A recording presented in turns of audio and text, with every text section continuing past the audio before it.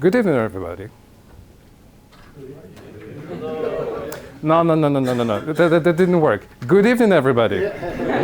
Oh, very nice, very nice. Nice to see you here, lady and many gentlemen. So in the next 25 to 30 minutes, I'm gonna take you through the exciting story. What I have found many DevOps engineers are unfortunately struggling with because they were never trained on the art of working with the code, or that many developers actually learn somehow automagically. I said automagically, it's not a slip of tongue. So this talk actually began maybe 4 years ago. I was working for one big company having to do with airplanes somewhere in Schiphol. And it was down to me to manage one mission critical components where things were not running very well, but we were making steady progress. So I was doing kind of one-on-ones periodically with solution architect from the vendor, and I was kind of briefing her on few improvements that I actually managed to do. And when I was presenting this, let's see, does it work? Yeah. Now this is the moment. So.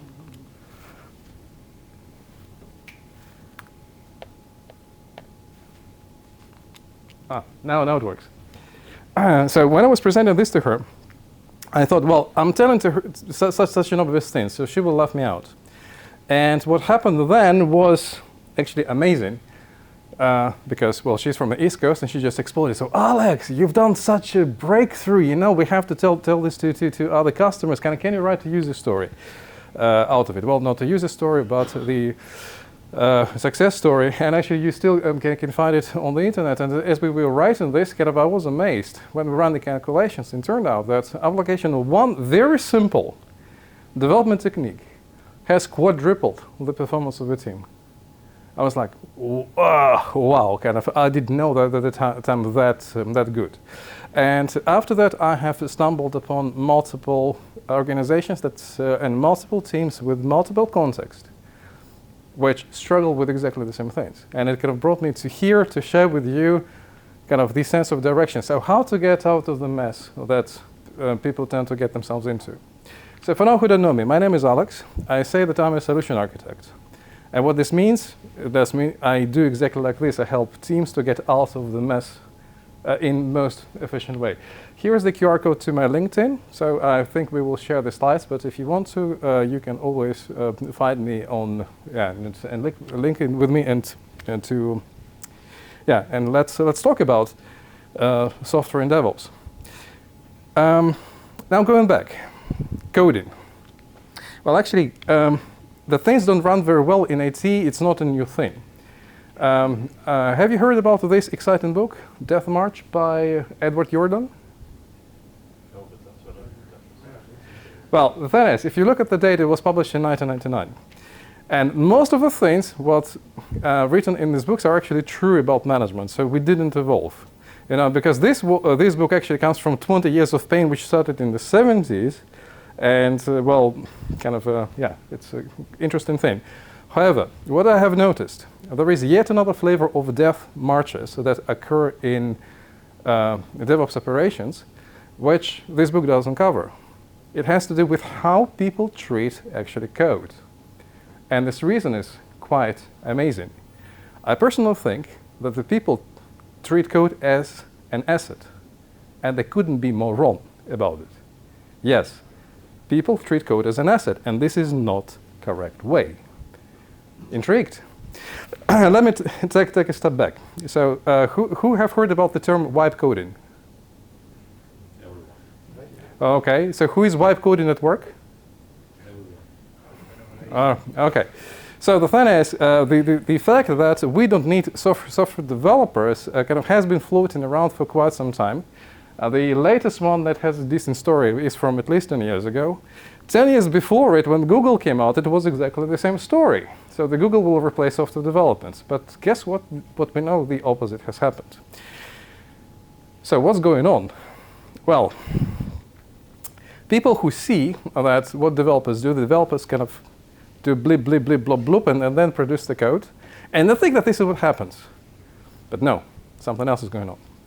You need to have requirements. In a world where we have wipe coding, if I would say most big organizations tend to be doing wipe requirement management, what do you think what I'm referring to? They don't really know what the requirements are. Continue. And they don't know how to communicate. Continue. 16 change requests for the same project. Continue. The thing is, so what really happens in reality is that all of that is true. So I have come across very smart people and I have very lost with directions people, and that's what they treat the developer sort of say as a magical box, right? So I will say, ooh, yeah, I need to do this, I need to do that, and at the moment it is intuitive. Do it. 1 week. This is what I call wipe requirement management. Actually has been going on for quite some time. And believe it or not, there are even memes about that. Nice. So kind of you see the quality of the picture is awful, but this is actually how old this thing is. But the thing is, you know, when I was young, I was sort of saying, oh my God, this is horrible. But then as I was getting older, I have realized, well, it is horrible, but this is the reality. We need to deal with it. So what are we dealing with? This is what the customer describes. But then what he wants is this. So this is what they expect you to get out of it. And essentially, what the art of doing projects, the art of kind of solving problems with IT is to embrace this inconvenient truth. The code is a temporary solution at rest that has most critical considerations removed. It's not a good product. You want to have as little as this. It's very strange to hear from somebody who spent 25 years in IT saying, hey, you don't want to code, right? But listen, bear with me, there are a few interesting twists to that. Let's take a look at this, what happens, right? In development, there is this idea of first wave developer. Have you heard this term, first wave developer? It's a developer who knows everything how the system is built. So maybe he was there from the very beginning. That's why he is called first wave. And because this guy knows everything, he has no trouble coding. So for the first wave developer, the language just doesn't matter. You know, if I want to tell you the story, I can speak to you in English, ik spreek Netherlands. Maybe I can speak German with a little bit of translation, but it doesn't matter. You know, I'm still conveying the same. Language doesn't really play a matter until you hit the right side of this picture, that you have the artifact. You can't go back. That's a whole thing. Looking at the code, you can't figure out why it exists, because what is removed are the trade-offs. In any sufficiently big project, there are always trade-offs, and very frequently they are even not technical. And sometimes you have a second wave or third wave or fourth wave when you come in 5-6 years after this code base was conceived, and you start looking at this, asking yourself why this thing exists. Because the thing is, the construction actually can be limited by the decisions of the manager, which is no longer with the company. But this is erased. And we keep working around it. It's horrible, actually. So if you look at where the horrible costs are coming from for the second wave, they're actually coming from finding out what to change. So how doing actual work is not that hard. And let me tell you the story, actually how hard it can be.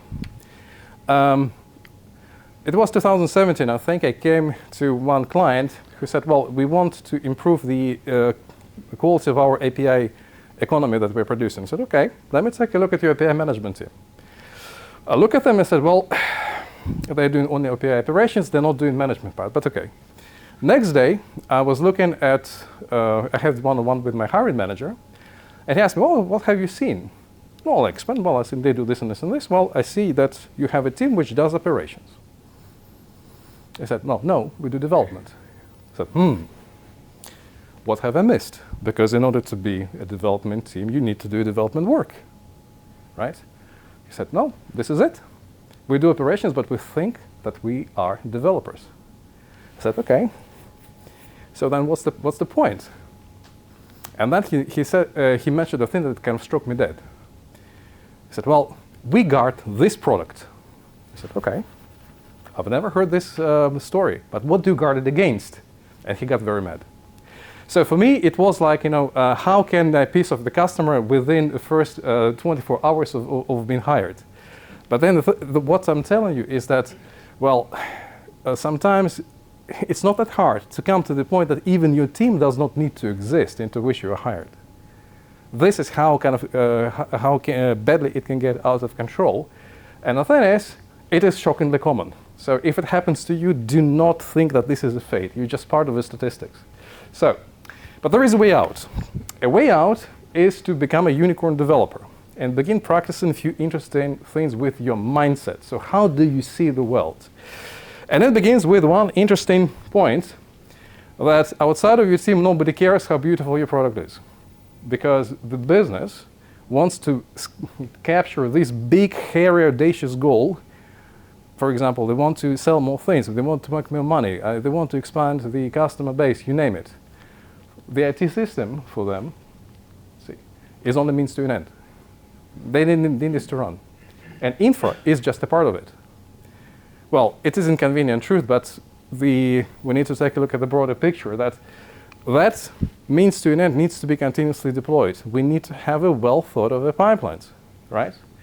And those pipelines, they somehow need to be friendly with the how people develop for them. Because look, the truth is, if everybody will work on the silos, it will not work end to end. It will not. It will be like continuous fire. So, what should you focus on? After 25 years, I would say that if you want to improve your quality of delivery, this is perhaps the one KPI that you want to look at. How to optimize your end-to-end chain. Developer experience. Value by friction. I like this equation because it kind of sort of tells you what to do. Maximize value while minimizing friction. How hard can it be?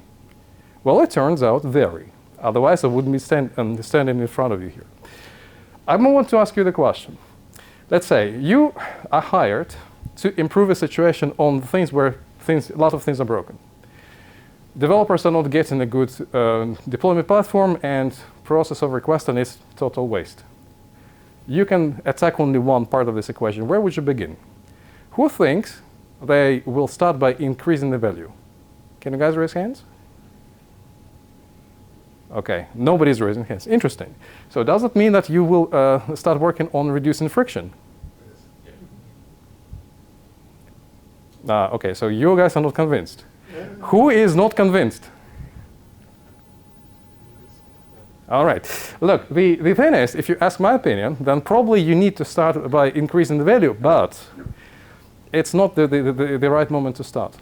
What I have seen quite a lot of people do, they fall into what is referred to as a build trap. If you have not read this book, Escaping the Build Trap, I highly recommend it to figure out how to actually start focusing on what really matters.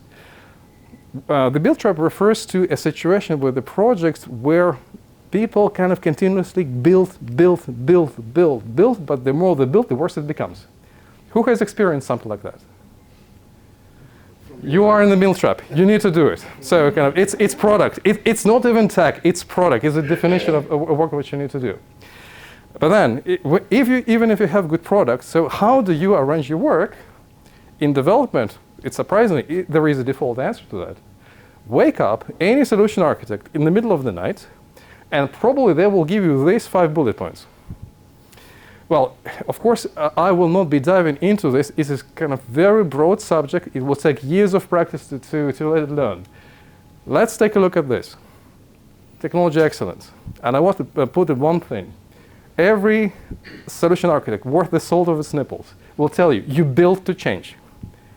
Because, as I mentioned to you, all code is temporary by definition. It is not there to last. So you have to have an easy means of changing it, throwing it out and rebuilding it. It's normal, right?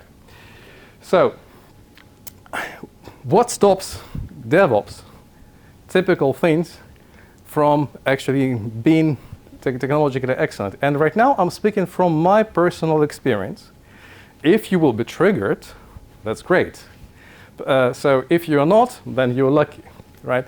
If you have a comment, so I'm very happy to talk about with them. And by the way, if you feel that you have an amazing thing, feel free to throw it me. No worries. Variables. For a developer, when I would look at typical Terraform module or Helm chart variables, there are way too many. There are painfully many developers. And I see how it happens. Because what begins, somebody from DevOps department said, well, we need to automate this. I said, all right, I'm going to automate it. And then poor developer says, you have to use this module because it is a company policy. Yes, but how many variables are there? Well, there is this number, which I think 70, that I have seen across the organization. Any single, most deployments would require input from 70 parameters. From the development perspective, this is shockingly horrible design because you want to minimize it. You want to have as little variables as possible. So what exactly is, yes? Yeah, I'm sorry, variables is not the problem. Yeah, go ahead. It's all about defaults. Yes, go ahead. If you can specify, so if your product or your module can accept, in the most cases, proper defaults, yeah, then you're good to go. And if you have only two variables, exactly, exactly. Great. Environment dev stage prod is a variable. Great. I will be covering exactly your comments a bit later in my presentations. Did I trigger anybody else? Yeah? Trigger in the positive sense. All right. Yeah. Okay. Now, the thing is that why developers are not complaining about this is because developers actually read code most of the time. So essentially, if you give me the module, which has too many things, I will open it up and I will read it. But if you look from the position of engineering manager, so is it a good thing? Because you force a lot of developers to do the thing which is avoidable. It's avoidable cost. So how to fix it? Well, actually, it's quite simple. How to reduce the cognitive load on poor developer? Simply delineate what is true variable, like environment. And what I have seen a lot of people intertwine variables with artifacts and architectural dependencies. Just split them up, make it simple. To say, we have 20 things from the infrastructure, it's clear, right? These are the artifacts and these are the conditions to give them. And actually we have 2 or 3 things that actually vary. This very simple X also has enormous effects on straightening the experience. But it doesn't go far. Because if you look at how you structure the code, suddenly you would remember that back in 1994, it's more than 30 years ago, in development, there was an interesting book, The Patterns of Software Composition. Well, I don't remember the exact title, but then everybody knows in development, again, of 4 design patterns. So what are these? It turns out that there are actually around 20 very repeating approaches how almost all well-written software is written. And what I have personally found is that there are actually 6 patterns that appear very frequently in DevOps code. These pictures, by the way, are not mine. They are taken from exciting site Refactoring Guru.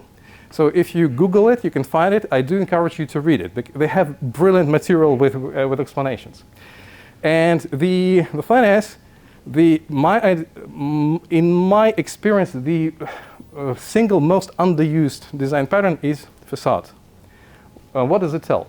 Facade simply says that you can encapsulate something complex with a simple interface. So let's say this is the missing piece. You're trying to make a module which has way too many variables for technical reasons, but as a DevOps, can you please give me something which is experience layer? Just wrap it up. It's that simple. Nobody does it. This is something which in development is like kind of almost automatic, but then we never trained DevOps engineers to be even aware that these patterns actually exist. And they exist like an awful years. It's oops. Next thing, microservices. So what's up with microservices? Well, microservices, actually, it turns out it's not a technology. It is socio-technology. Either it is a solution for, either it is a social solution to the technical problem of complexity, or it is a technological solution for the social problem of communication. Because let's say, if you have environment like original, let's say some stories point that why why Amazon actually invented them? Because things were breaking all the time, and people were finger pointing at each other. That's kind of where it came from. I don't know if it's true, but I totally see that happening. But the thing is, this is what happens. You get any regulated growth, as I say, play stupid games, win stupid prizes, right? And you can have your microservices, but in reality, it just becomes big ball of mud. Everything is connected to everything. By the way, I think that everything is connected to everything is normal. This is what most architecture of any big, sufficiently long project actually tends to evolve to, unless you actually make certain actions. And what kind of struck me is last year I was listening a presentation by a famous trainer, Y.A.G.N.I Ya, and he was talking about a new concept. It's called modularity. We had monolith, then we decided we want to bring it, we want to convert it into microservices, and right now we want to have it modularity. And when I heard it, I couldn't believe it, because it was 1998, graded which object-oriented analysis. Yeah, and I literally saw this poster. As you can see, it wasn't a German company, Ordnung muss sein, so absolutely no exceptions. But then, this is it. This is the forgotten art of loose coupling and high cohesion. So, kind of, it's something that kind of in development kind of happens very, I would say right now, very naturally, right? People who know this art, they kind of just look at these concepts. But nobody told, unfortunate DevOps engineers that this exists. My favorite part, code smells. Did you look at your own at the code you wrote a year ago? No. No? Would you look at the code that you wrote a year ago? Would you like it? Yes. Well, it turns out that code rots. And when it rots, it smells. All code bases stink, right? So if you want to find the company that manages a code which doesn't stink, you're looking for something which doesn't exist in this universe. It's not about that it doesn't stink. The question is, do you like how it stinks? That's the thing, as I say. And but then these pictures are also from Refactoring Guru site. What these actually kind of concepts pointed at is that when code evolves, sometimes we kind of say, well, I need maintenance. I need somebody to please rewrite me. Because things get bigger, or kind of things gravitate. You had one idea, or you had one problem, but it drifts from how it was originally conceived. In my personal experience, what I have seen, the go-to cold smell that exists in sufficiently long-running DevOps operations is this, shotgun surgery. What does it mean? You want to make a change, but you have to go through the layers and you have to change many things to make simple things. You introduce one parameter and you and guess what? You get it wrong because you keep forgetting things, right? Who's got similar experiences? Well, obviously you are not unique. You know, in development, it's gonna be we have pictures about it, right? So that's quite nice. However, in development, there is this idea of also functional programming. So what is functional programming? Is that you write things to do stuff, right? So you have a function, you call it, and it does you something. And there is this idea that there are also pure functions, because pure functions don't cause side effects. Now, let me explain. Let's take a look at this infrastructure code. It tries to deploy an API into Azure. What do you see? What are the problems with this piece of code?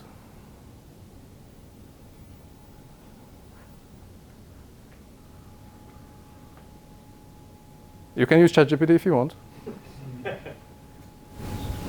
Elves that might not align. Sorry?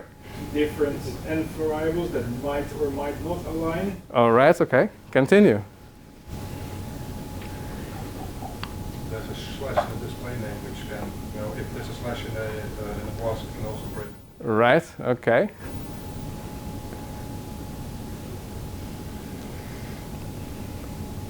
Service and behavior visual.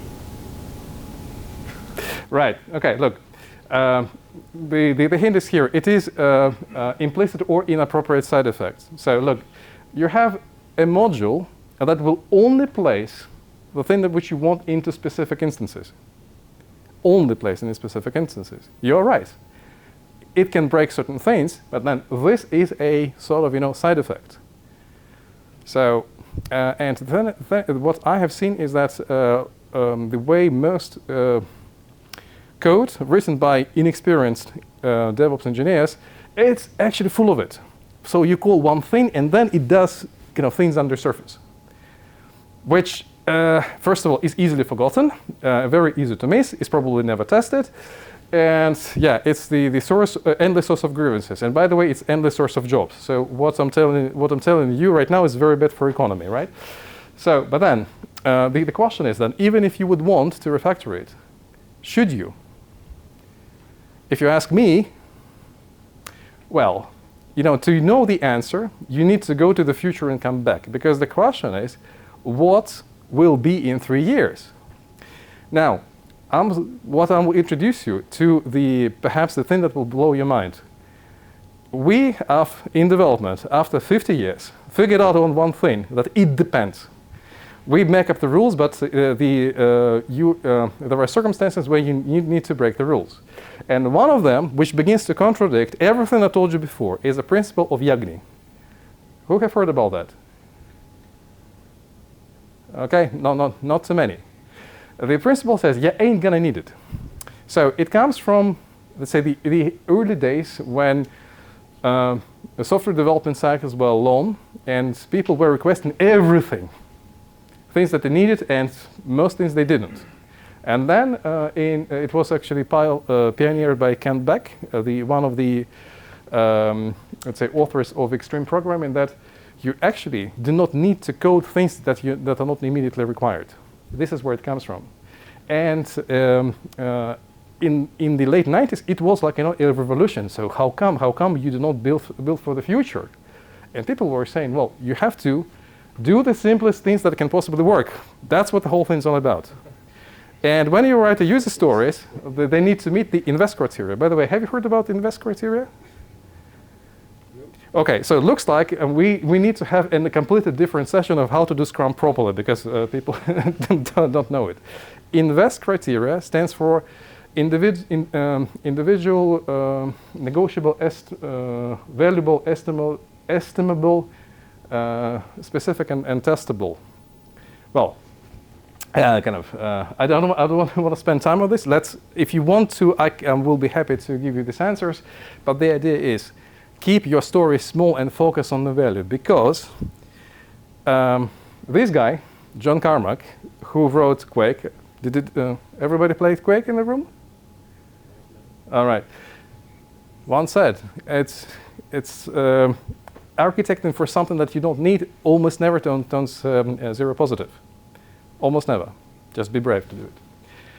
But then how do you do that? You don't need to repeat yourself. It's another interesting concept that says that a piece of code, any piece of code, is actually a solution to a very specific problem. And if you want to have a maintainable code base, what you need to do, you need to define sort of, problems and their solutions. And because it really helps you to maintain a solution to the problem as problems evolve.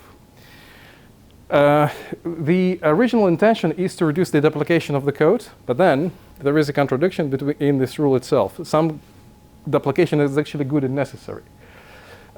What this don't repeat yourself principle goes kind of in contradiction is to cargo called programming mainly. Have you heard this concept, cargo called programming?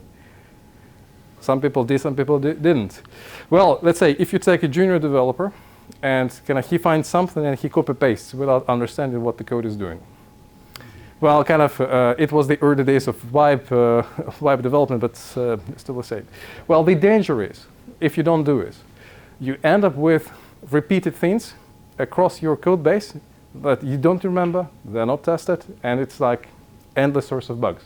That's what we're trying to do. And a piece of advice, if you see too many, it's a garbage code, not to be saved.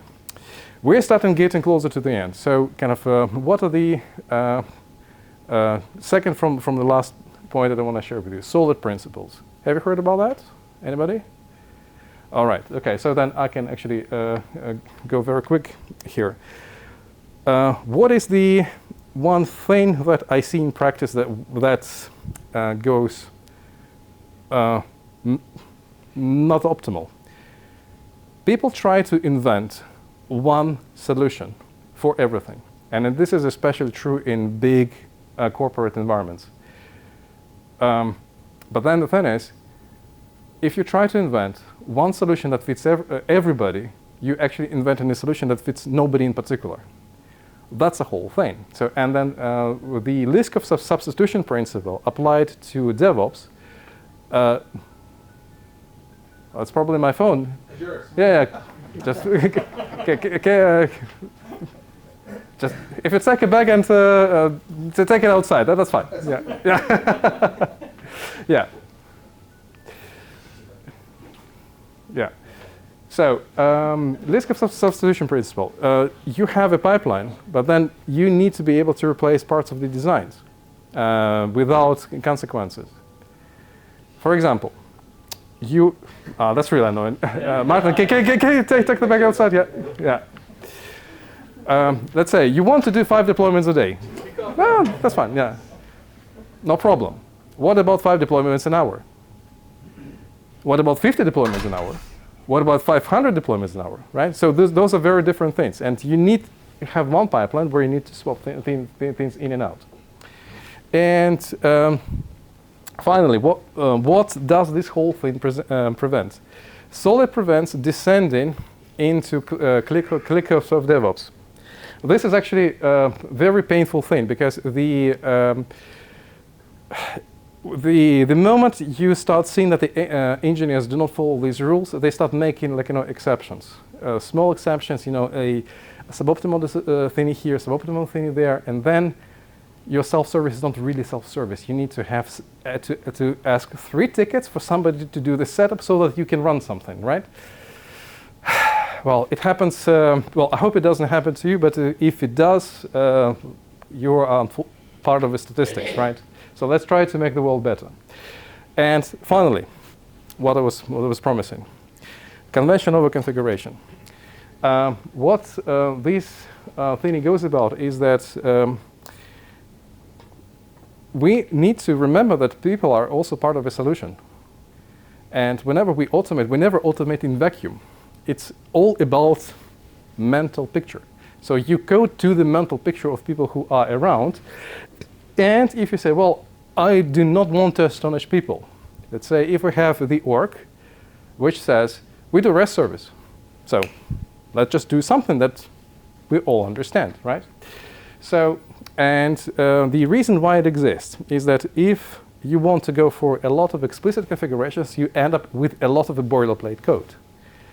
Let's say you want to explicitly configure 500 individual API endpoints. You're smart. You said you've done it in Terraform. New Terraform new Terraform version comes. You need to upgrade. You need to upgrade 500. A year later, you have 1,500 modules. Now a new provider comes on.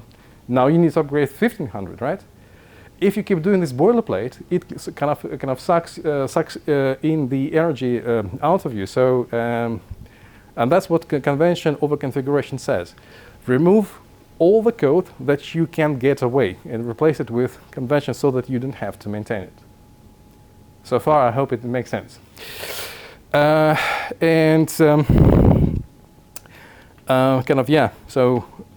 why you want to do it? Because ultimately, you want to deliver faster. So you don't want to spend your time on things you can avoid. Finally, if you want to ask me, well, Alex, so what should we remember? out of this thing. There was lots of things. You can try typing this into ChatGPT. Well, the truth is, it depends. There's no such thing as one size fits all engineering. And you would do different things in different contexts. But this is still abstract. And I was working on the slides. I figured out that I cannot leave this talk without giving you a big bang. What I wanted you to remember, if you will forget everything I've told you before, is one very simple piece of advice that's been around for more than 30 years. If you want to get ahead as a developer, always code as if the guy who ends up maintaining it is a violent psychopath who knows where you live. Never fails. And trust me, because that guy is your future self. So no need to thank me, right? So that's everything that I wanted to share with you. On this note, I'm happy to take questions.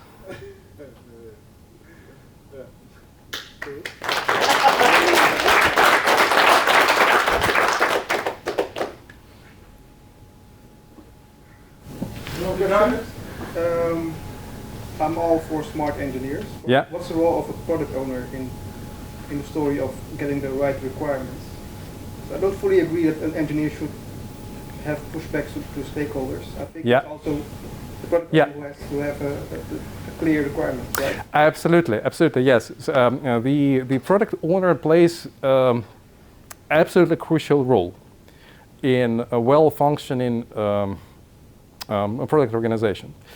I would say that in practice, the single most important role of the product owner is to radiate contagious optimism to the team and serve as a motivator. Why? If you have a person who is transactionally doing this role, the team will not perform. The team will not do it.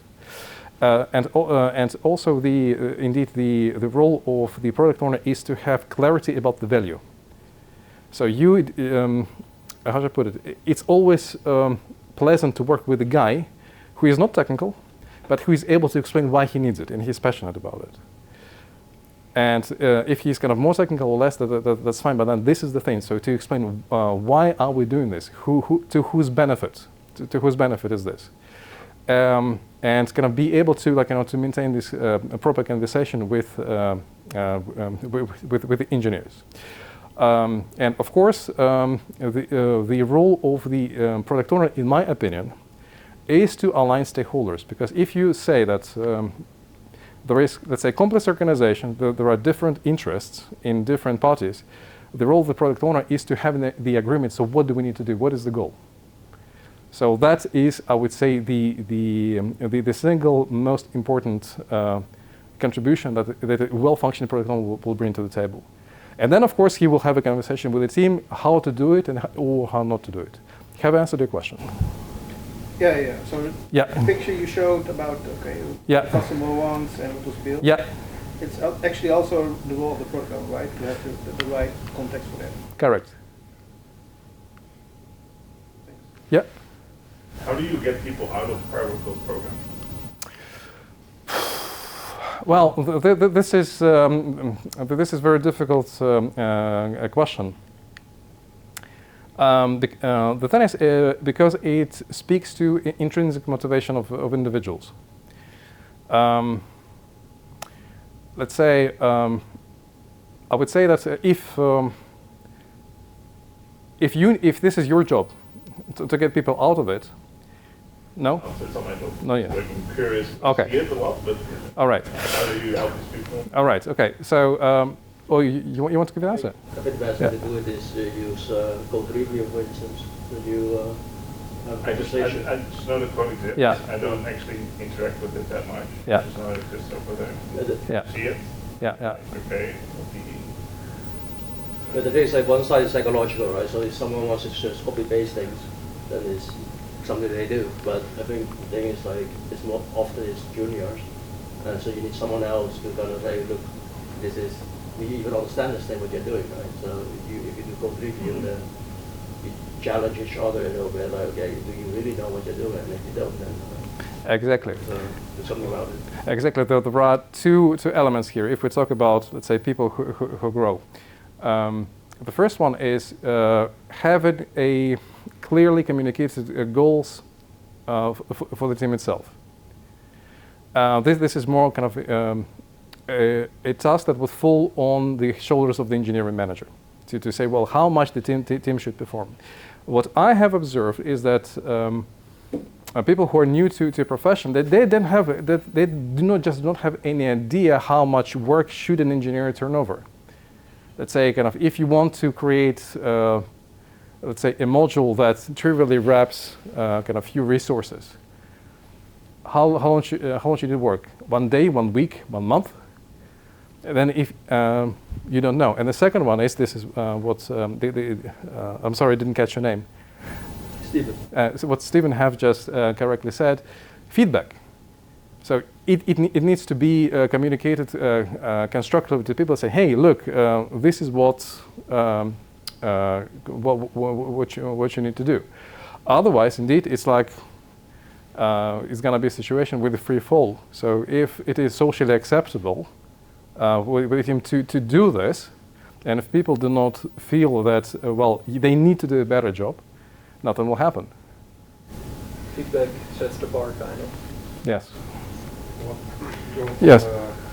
On this question. Yeah. What if the feedback is also, well, the standards are basically practicing code building.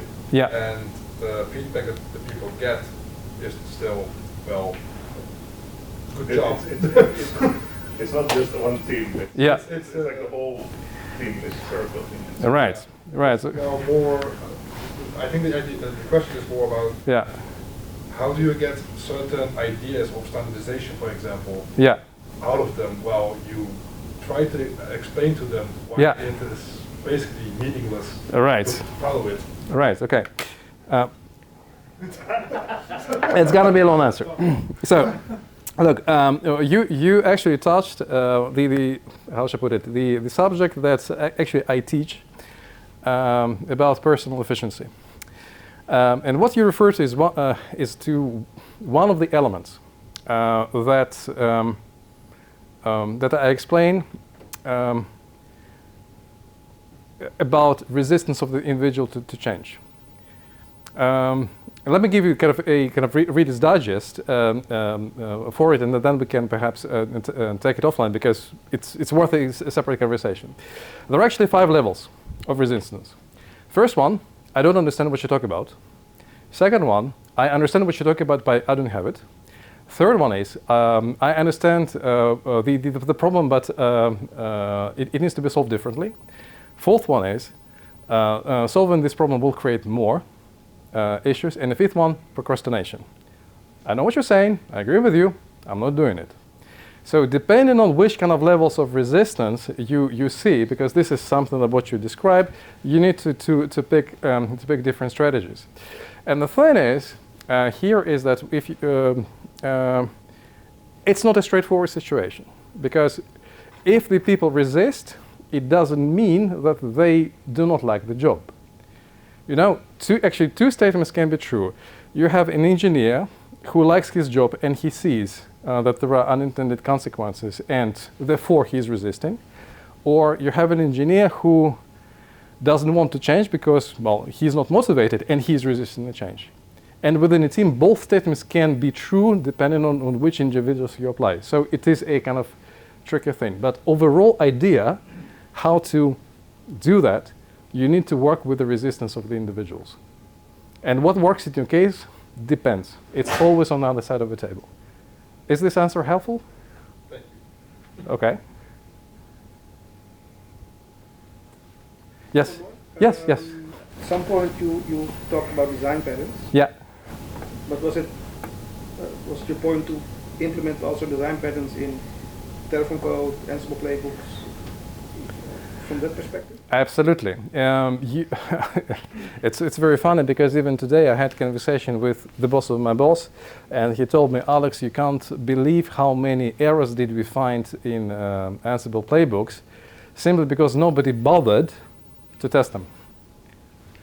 So yes, kind of following proper design patterns helps you to structure the Terraform modules to be testable and the playbooks to be testable. And it kind of removes a lot of, let's say, kind of incidents which are caused by typos. So yes, kind of doing design patterns, yes, helps. Yes, yeah. That's also true for the resources we consume, for example, using Azure. Yeah. I'm currently working with the Azure verified modules. Yeah. It's horrible. It's like they use the bicep guys to program the Terraform modules. They make exactly the same problems which bicep already had, Terraform already solved, and then put it back in the code again.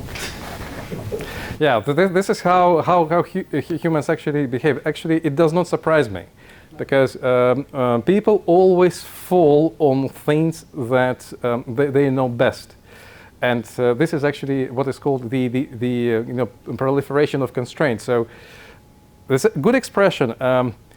It's very tempting to treat everything as a nail if the only tool that you know is a hammer. And if you would say that in the DevOps, it's for a junior developer, it will be very tempting to try to template everything if the only thing that they know is templated. And the same thing, yes. So I have this kind of flavor of let's say work and I port in it.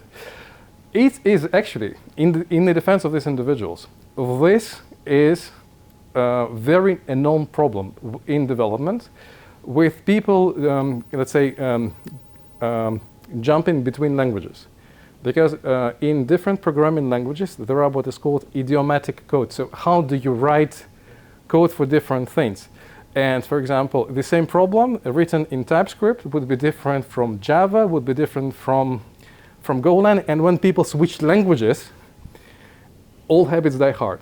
And this is kind of common, let's say, adaptation period that you see. Like if the guy comes, for example, from TypeScript, he will try to use callbacks where needed and unneeded. Yeah. So and it's kind of the whole discussion. But then it's a fact of life. It's just a fact of life. Yes, Victor. Yeah, I think it's not a question, it's just a concern that you first implement the API, like developers, you implement the API, for instance, Azure or AWS, where you accept million of parameters. For instance, I want to spin up an EC2 instance. I have to pass like million parameters to spin up a correct instance type, appropriate EBS volume storage, and etc., etc., etc., etc. And now you are telling me to develop a module that doesn't have a lot of variables. How does it fit? There are comments, guys. Go ahead. A couple of years ago, I worked with a bunch of Terraform modules by Cloud Policy, and they actually did some design pattern-like things. So the example, like, okay, because of flexibility, you want to be able to be used in all kinds of organizations. You have like 70 variables. And a lot of them is boilerplate, like availability zone, Amazon account, VPC ID, God knows what, common text. And they kind of introduced this concept like a sort of context module, which holds all those boilerplate things, and is provided as a unit to basically every compatible module they offer. So you pass in the boilerplate, you don't care, and then the variables that actually matter are the ones that are that stand out. And that way of structuring Terraform, I haven't seen it very often, but it kind of reminds me of the design patterns you see in software. It's really interesting. I think I saw another hand. Jelle. Yeah, I think it also has to do with a lot of architectural decisions. For example, if you lean on the zero trust, you can already eliminate a lot of options that don't comply to that Correct. solution. So in Azure, you need private endpoints, all those kind of things. But you can boilerplate out those types of stuff. Every unit that supports it has to have that. So that immediately limits a lot of other things that you need to do. But it's architecture then.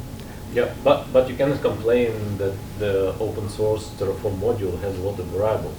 No. Because you provide API with millions of accepted values that you can accept. So that's the layer you have to put on top of that. And that's what developers are teaching the DevOps people to do not specify, but you did it already. Well, I told you, kind of, we teach, but we don't follow our own rules. That's fine. That's fine. We don't follow the rules also. That's the context. I mean, the open source module has to be usable by thousands, and within an organization, you can choose a slightly different path because you're more opinionated. Yeah. I want your opinion on this, a pattern I've seen, and I usually don't look at infrastructure code, I just Yeah. look at the infrastructure. And I was on the record, Yeah. I don't trust a lot of these tools. Yeah. I've seen the pattern of, for the sake of D.R.Y, we have one firewall. Yeah. And I've worked in many companies, I've seen it several times. Yeah.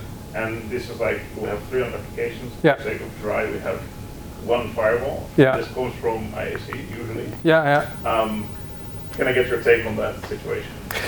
Okay, look, I want, first, before we'll continue, I want to answer Victor's questions. Look, the best solution to the thing that you right now bring is that, well, how do we be flexible, saying that, well, in the end of it, there is technology which indeed accepts a bunch of parameters.